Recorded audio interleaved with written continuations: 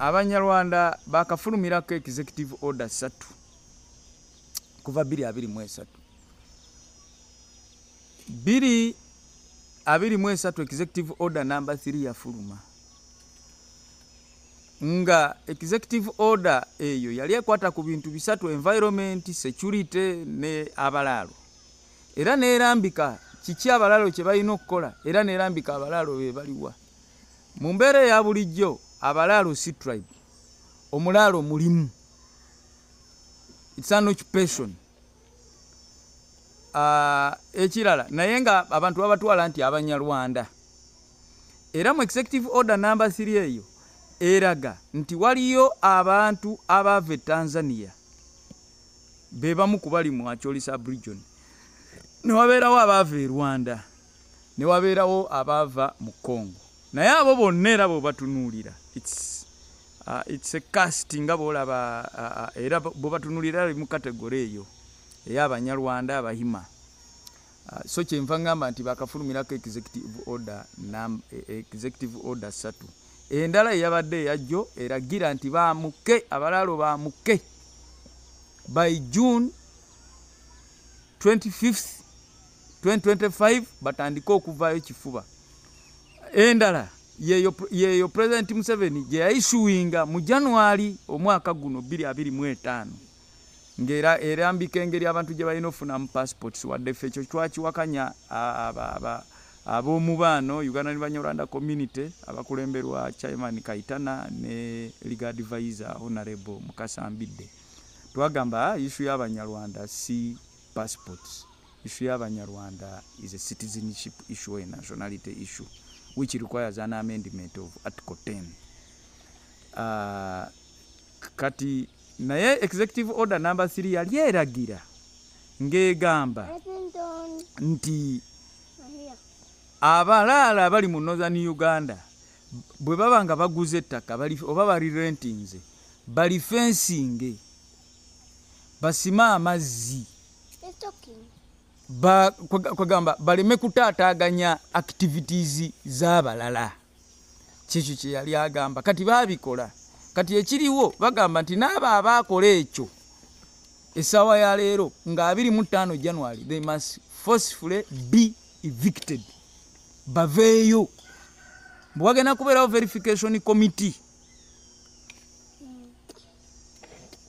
egenda okutunulamu oluvannyuma oba waggulu oba tebakola ki, wasima ddaamu oba tewasima. Simanyi nti omuntu anaafuna justice mu mbeera eyo kijja kuba kizibu. Ekisooka constitution ya Uganda nalabako Dongoto ng'agamba okulota ettaka emitwalo 7. Abantu ettaka balitunda, ettaka teryenkana value. Bw'ojja wano mu Kampala ne Wakiso oba generally mu Buganda togenda disangawo naye nga lyagulako ssente ezo bwe zityo. Ekya constitution ya Uganda ekkiriza buli muntu okubeera w'alina okubeera. Naye omanyi mu Acholi eyo Mao yawandiikako ekiwandiiko ng'agamba nti wakiri bakole Nile Republic. Kati blackmails ezo ne security threats eziva mu ekyo tunaziwangaza pakadi.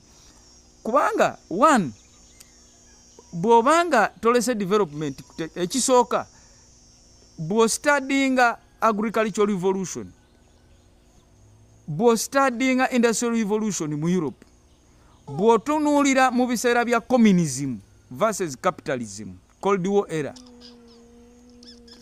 teri customary land tenure system oba communal land teridingangako development. Never. Private land ownership yeretera abantu okudevelopinga. Omuntu abeera very sure nti kya developinga kikye. Abantu bagula ettaka mu Acholi eyo emabegako oba mwaka gwede waliyo okwekalakaasa ngali abagamba balalo must go. Okwekalakaasa kwali kwa nakwezi. Abalanga bagamba balalo must stay. Abacholi okwekalakaasa kwamala eggulu ennaku umanga weeks 2. Naye President Museveni amanyiddwa era bwe twamusisinkana Abanyarwanda mu 2021 omwezi gw'okusatu yagamba bannange abantu baffe batambula naye nze mbadde ndowooza bandibadde balundira awafunda naye ne balimu omuddo kubanga kyeraga bwerazi by the way nti mwakyoli eyo waliyo n'abalimi naye bo there are no antagonistic relationships wabakyoli abantu abaliyo ne bana abalimi. So President Museveni era ne mu 6 yasooka ku organizinga balaalo